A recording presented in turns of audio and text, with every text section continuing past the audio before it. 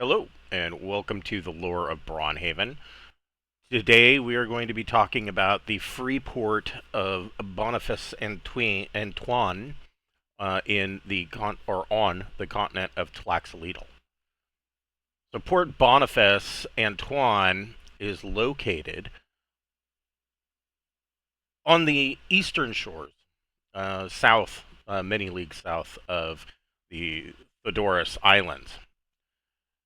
The port was originally created by the Empire, Glaucian Empire, and it it floundered. It wasn't as prosperous as the Glaucian Empire would have liked, but it still produced some imported goods, mostly in the forms of tobacco, coffee, and jade, and of course whatever gold that they could take from the natives, the Akatui people of Tlaxiuitl. This all changed, of course, with the closure of the imperial port due to the excuse of the demon plague, and a lot of those imports either stymied. They weren't actually going to the coffers of the Glaucian Empire because the port was closed. And those that were in charge that had stayed at the imperial port, they were of a roguish nature. And so what you saw instead coming into the imperial port were mostly slaves that were sold on the open market. There were, of course, stolen cargoes, things of that nature. But this for the nature of what was going on at Port Boniface Antoine changed in year 201, when a league of pirates that were based out of Smuggler's Cove crossed the Dragon Sea, sailing west, and they seized the port. And the port didn't put up a whole lot of a fight. Really, the port was already in a state of disarray, because they had received so few uh, imports from their motherland, the Glaucian Empire, and because the current governor was at wit's end. He had no idea what to do with these people, with the lack of comforts of home and living on mangoes and wild boar. Uh, Things were in a state of anarchy, and so not a whole lot of fuss was put up when the pirates showed up and claimed the port as their own. And it stayed that way for a while, for a few years. Port Boniface Antoine was known as a lawless community. They were a haven, obviously, for pirates all throughout the region. And this again changed in year 213. Over the 16 or 15 years that the port was in pirate hands, it had changed uh, leadership multiple times. And the way the leadership was decided was always by a vote of the people, as it would be by a crew of a pirate ship. They vote on who the captain is. And this was the case that the current, in quotes, governor uh, took control of Port Boniface Antoine. That captain, governor, is Anne-Laure Reverdine, and she was captain, or is captain, of a captured Karak called the Bonnie Lass. And Anne-Laure, when she took uh, basic leadership of the port by a group of 5 captains and won the vote by 4-1. And this was in year 213, and she basically set about making the port more friendly. And she declared that the port was going to be a free port, and it was basically sent far and wide, as fast as word could tell, that the free port of Boniface Antoine was open to all that valued their freedom. Now, that doesn't mean that the port is a shining paragon. Instead, it means that the port is not completely lawless. She instituted a series of laws based on the typical code of conduct used by pirates and on board their ships, and this was mixed with a healthy dose of common sense. And so, a series of laws were not codified, but there are laws that were enacted. And an example of this would be, if there was a murder, it would depend heavily on the circumstances of the incident. If it was a clear case and there were many witnesses that it was self-defense, then it was immediately dropped. Nobody was going to argue the matter when the person conducting it obviously had it coming.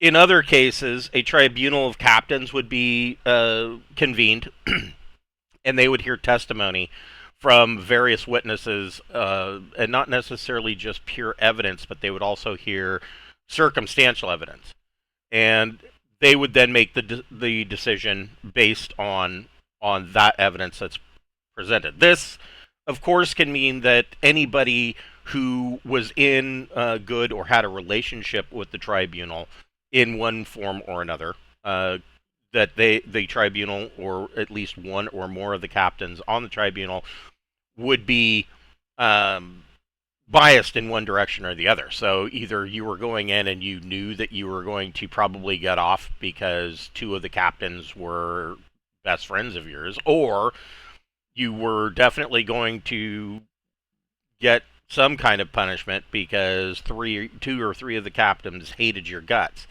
It was really up in the air. Punishments could range anything from hanging to being banished from the port, and banishments could be a set limited amount of time for a year, 5 years, whatever, or it could be a lifelong banishment depending on how badly they were upset with you.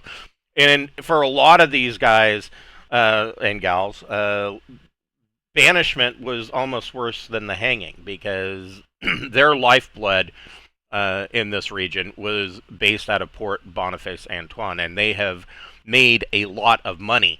There's a lot of cargo ships, their treasure ships, whatnot, that are sailing out of the Theodorus Islands, out of the Orentian colonies, into the south, the Ereboschian colony. So there's a huge loss by being banished for life, or even a year. Aside from it being a port of pirates, there it is a home for seafarers who would otherwise not have a home aside from their ship.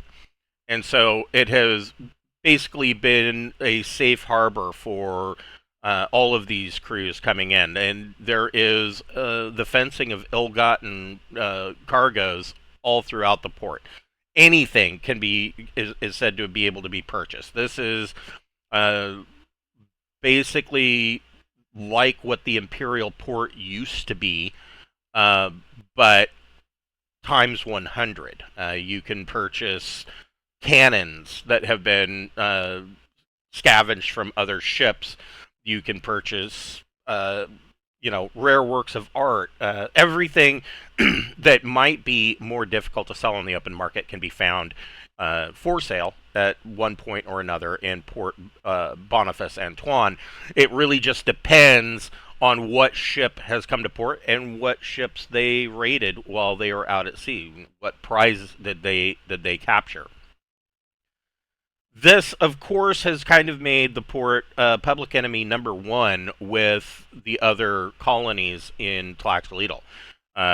Specifically, the Theodorus Islands. There is a bounty out on a lot of them, but the other polities of the known world are also not so quick to pass judgment or to use too heavy a hand, and that is why Port Boniface has existed for so long.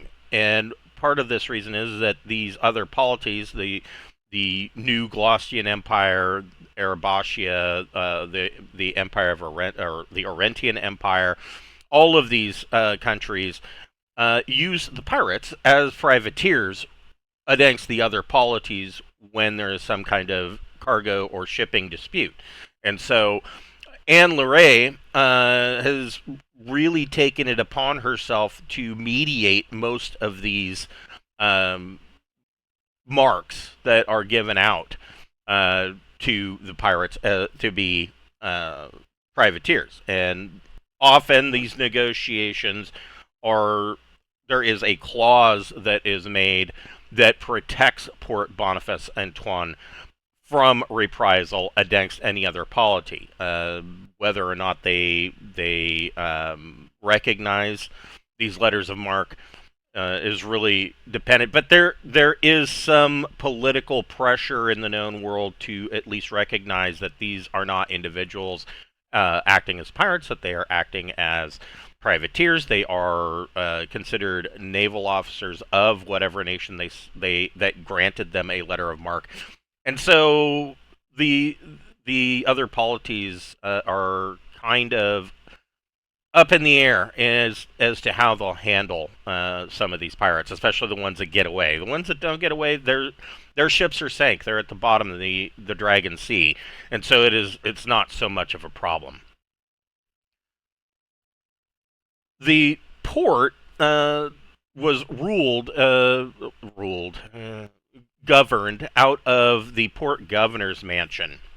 And this was a rather grand and opulent estate that was built much in the style of what is seen as the manor houses of nobility and the royals in the Glaucian Empire.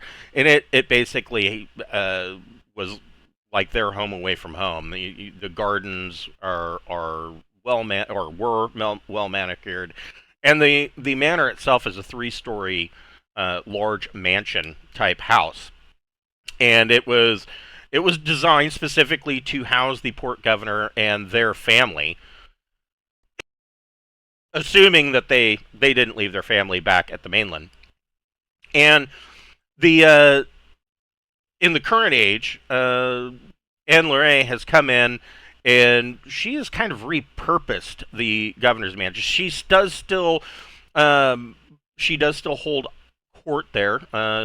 She has a large office on the main floor. It used to be a study library, and if you've ever stepped into the one of a nobleman, it is a large office. And this is where she kind of holds office, debates or debates with other captains about how to proceed with particular cargoes, negotiates letters of marque, things of like that. The rest of the ground floor has been turned into a tavern, an inn, as well as a brothel. And the second and third floors have rooms for rent, and the ground floor is basically running day and night as a tavern tap room. This has actually boosted morale somewhat. Surrounding the port is a number of farms. A lot of these farms were created by families when the port was under Glaucian rule. The families of the ship captains or sailors, they would come and they would till the land, and they had a number of crops that were grown. Most of these were sugarcane, obviously, but there's a number of other crops. There are some vegetables and even some grains. Quinoa specifically grows very well in Tlaxiuitl. It's a little bit too warm and wet for wheat, but not necessarily all the time. If you can find a variety with a short growing span, then it will sometimes do well, but mostly it's going to be quinoa. When the Glaucian Empire was ousted from the port and the pirates took over, the pirates decided wisely that they were going to take over the farms as well. And so these farms and plantations are now producing food just for the port. And in a lot of cases, they're growing a lot of sugarcane, because that is the key ingredient for rum. And pirates and sailors, they love their rum. And of course, the governor's manor needs rum to sell. And so um, that is, of course, what the prime plantations are. They all have at least some crop that is going to be partially sugarcane.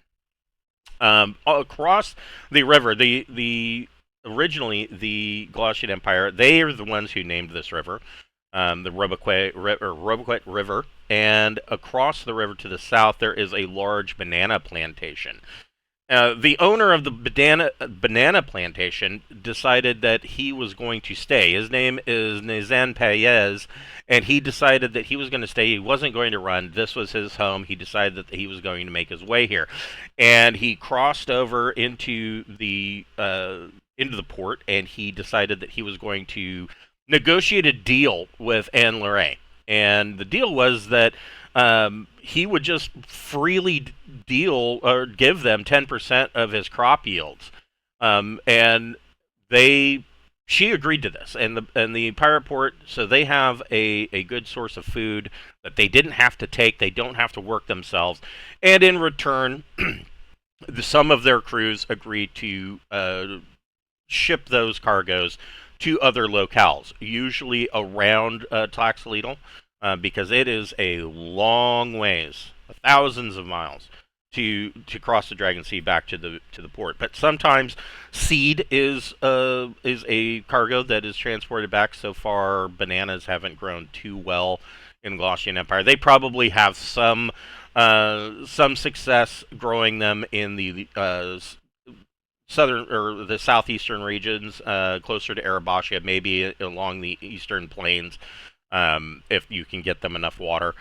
But Nizan Paez, it is rumored that over the years the relationship between Paez and Reverdine has kind of blossomed into something more than a strictly business relationship, and it is known that she crosses the river frequently to stay at his plantation, and often if she's not found at the governor's manor, that she will be found at the Paez banana plantation. The port originally did have some manner of defense, and that came with Dawnstrider Hold. This is it was a fort that was started and never completed, but today the port is under the control of one Count Juan Carlos Rivera. Rivera is an ousted knight from the city of Lendon in the Kingdom of Cassex in the Borderlands, and between he and Captain Reverdine, there is no love lost. They do not get along with one another. Count Carlos, Carlos believed that he was going to be the next governor of the port, and that didn't come to fruition. None of the other captains really liked him that much. He's known to be a drunkard. He's constantly on the rum, and so because of that, even though he and Anne Luray don't have a very good relationship, she doesn't really see him as too much of a threat. This might be an error in judgment for her, because the fort, Dawnstrider Fort, does have some cannons that were liberated from a Orentian ship, and the pirates initially set them up in Dawnstrider to kind of lob cannonballs at anybody that would try to invade the port from the seaboard. And of course, the cannons don't have really good range. They would do much better if they had been able to steal smoothbore mortars, but they didn't. They got cannons, and so they don't have a super great range, but It does make it a dangerous proposition for any ships that are going to make it to port, or any pilot boats that come to the shore and they are disgorging troops. They're going to be dodging cannon bolts and so, or cannonballs, and so.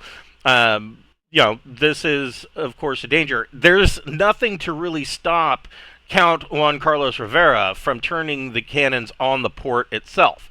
Either that thought hasn't occurred to him, or he doesn't want to, play that card yet.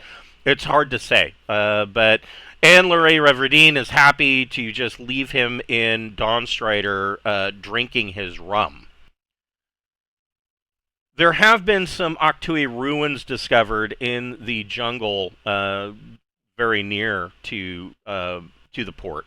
Each one of these hexes is 1 mile, and so they're or I'm sorry, 3 miles. They're probably a good 6 miles, close to 6 miles away to the west of the port, and they were discovered. Some young pirate decided he was going to explore them, and into the ruins he went, and he came back with an emerald the size of a man's fist. It was huge, almost flawless. And the downside of this is that when he came back to port, within a few days, he died of a mysterious illness. And the gem ended up passing to somebody else. And within a few days, they died of serious illness. And this has gone on progressively, and so nobody now wants to take possession of the gem. They all believe that this emerald is cursed by the gods of the Octui people, and they are fearful of going into the ruins again. But there are obvious treasures to be had. If there was one gem the size of a fist, there would be more, and so wealth is a powerful motivator. So it's only a matter of time before some pirate decides that they are going to go in and become unhealthily rich off of the plunder from the Octui ruin. So that is Port Boniface Antoine. We will pick up with another part of Tlaxiuitl next time on the lore of Braunhaven. Thank you for watching.